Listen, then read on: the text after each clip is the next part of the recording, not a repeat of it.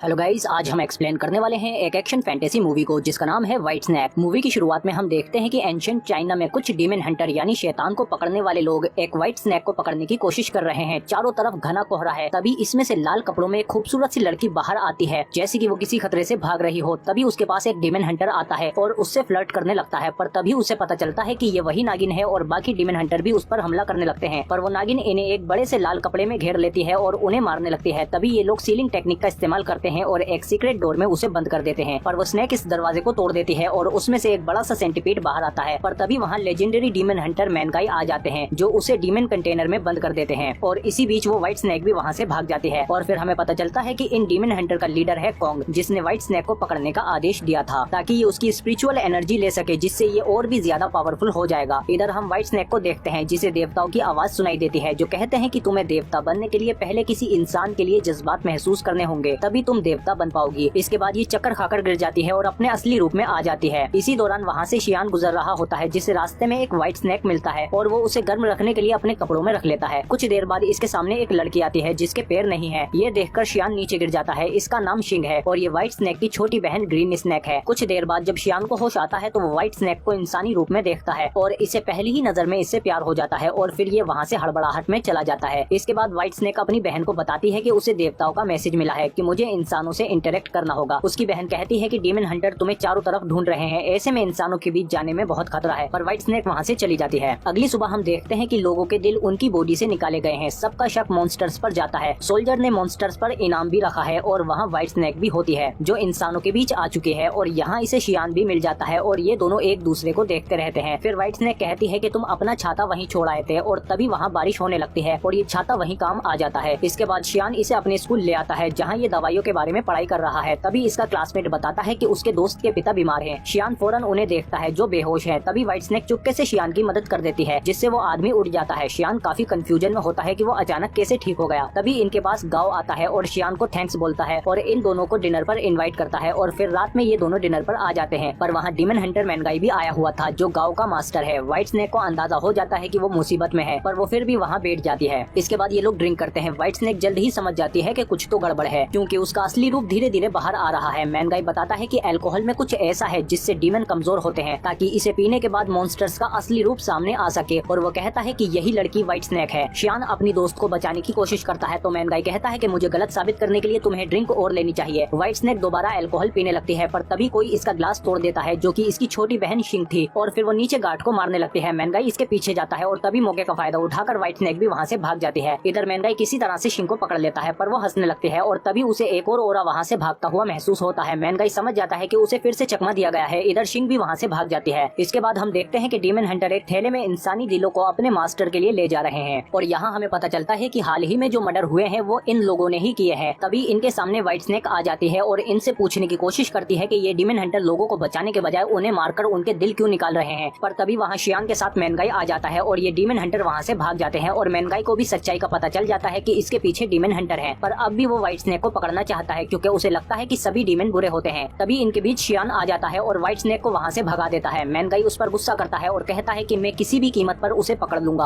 अगले दिन शियान अपनी दादी के पास आता है, पर वहाँ व्हाइट स्नैक को देखकर वो हैरान हो जाता है। दादी बताती है कि इसने मेरी आंखें ठीक कर दी हैं, अब मैं सब कुछ देख सकती हूँ, और वो फिर से एक बार अपने पोते को देख पाती है। इसके बाद शियान व्हाइट स्नैक का शुक्रिया अदा करता है और उसे अपना गाँव दिखाता है और उसे अपनी फेवरेट जगह पर ले जाता है। और तभी ये दोनों एक दूसरे के काफी करीब आ जाते हैं और एक दूसरे को अपने दिल की बात बता देते हैं। अब ये दोनों काफी करीब आ चुके थे, पर तभी वहाँ डीमन हंटर आ जाते हैं। पर व्हाइट स्नैक इन पर इजीली भारी पड़ जाती है, लेकिन शियान उसे इन्हें मारने से मना कर देता है और तभी वो डीमन हंटर व्हाइट स्नैक पर तलवार से अटैक कर देता है। शियान उसे बचाने के लिए आता है, पर इनके सामने ये कुछ नहीं है, तो व्हाइट स्नैक ही इनका मुकाबला करती है और एक डीमन हंटर शियान को मारने ही वाला होता है। तभी व्हाइट स्नैक उसे बचा लेती है, लेकिन दूसरे डीमन हंटर पीछे से उस पर हमला कर देते हैं। इसके बाद गुस्से में व्हाइट स्नैक अपने असली रूप में आ जाती है और अपने ओरा से इन्हें दूर फेंकने लगती है। इसमें शियान भी नीचे गिरने लगता है, लेकिन व्हाइट स्नैक उसे पकड़ लेती है। कुछ देर बाद जब उसकी आँख खुलती है तो ये व्हाइट स्नैक के ऊपर होता है और अब पहली बार ये इसके असली रूप को इतने पास से देखता है। इसके बाद ये अपने इंसानी रूप में आ जाती है, जो बहुत ज्यादा जख्मी है। शियान इसे वहाँ से लेकर भागता है और नदी किनारे इसे एक नाव मिलती है, जिसमें बैठकर ये दोनों वहाँ से निकल जाते हैं। और कुछ देर बाद नाव पर इसकी बहन आती है और फिर फिशरमैन भी अपने असली रूप में आ जाता है, जो कि मैनगाई है, जिसने इन दोनों बहनों को खुले में फंसा लिया है और बताता है कि कोई डीमन किसी इंसान से प्यार नहीं कर सकती, इन दोनों के रिश्ते से तबाही आएगी।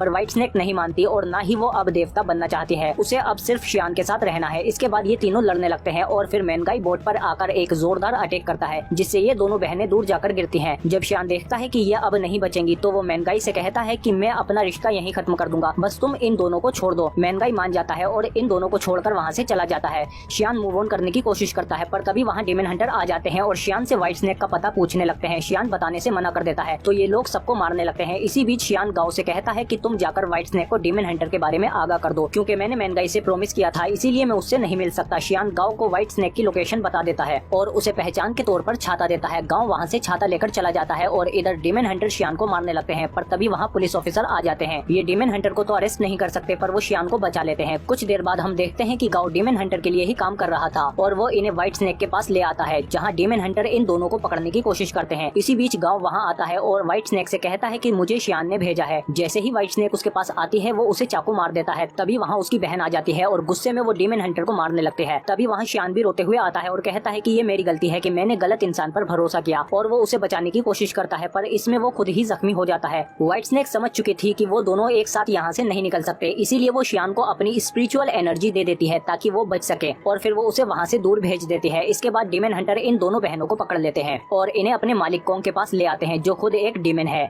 ये इन दोनों पर बहुत गुस्सा है क्योंकि व्हाइट स्नेक ने अपनी स्पिरिचुअल एनर्जी किसी और को दे दी, इसीलिए वो उसकी बहन से कहता है कि शियान को मेरे पास लाओ ताकि मैं तुम्हारी बहन को ना मारूं। इसके बाद ग्रीन स्नेक शियान के पास आती है और उसे सब कुछ बता देती है। शियान कहता है कि हम दोनों डेमन हंटर से लड़ाई करेंगे। इसके बाद ये दोनों इनसे लड़ने आ जाते हैं, पर तभी एक गोल्डन ओरा इन दुश्मनों को साइड कर देता है, जो कि मैनगाई का है, क्योंकि इसे भी यहाँ कोंग के बारे में पता चल जाता है कि वही असली डीमन है। इधर शियान भी व्हाइट स्नेक के पास आ जाता है और उसे उसकी स्पिरिचुअल एनर्जी वापस दे देता है। इधर ग्रीन स्नेक भी कोंग से फाइट करने लगते हैं, पर कोंग बहुत ज्यादा ताकतवर है, पर तभी मैनगाई आकर उसे बचा लेता है और सबको पता चल जाता है कि कोंग ही असली डीमन है। इसके बाद मैनगाई और ग्रीन स्नेक उसे मारने की कोशिश करते हैं, पर कोंग इन दोनों पर ही भारी पड़ता है। पर तभी व्हाइट स्नेक अपने असली रूप में आ जाती है और कोंग को मारने की कोशिश करती है, पर कोंग अपनी पूरी पावर रिलीज कर देता है और अपनी एनर्जी से उसे घेर लेता है। व्हाइट स्नेक उसे कोई नुकसान नहीं पहुंचा पाती। तभी मैनगाई अपनी कुछ एनर्जी शियान में ट्रांसफर कर देता है। इधर कोंग व्हाइट स्नेक की स्पिरिचुअल एनर्जी धीरे धीरे खींचकर अपने अंदर एब्जॉर्ब कर लेता है। तभी पीछे से शियान आ जाता है। कोंग जैसे ही उस पर अटैक करता है तो वो खुद ही रेत में बदलकर खत्म हो जाता है, पर शियान भी इसमें बहुत ज्यादा जख्मी हो जाता है और मरने से पहले वो व्हाइट स्नेक से वादा करता है कि अगले जन्म में मैं तुम्हें जरूर ढूंढ लूंगा।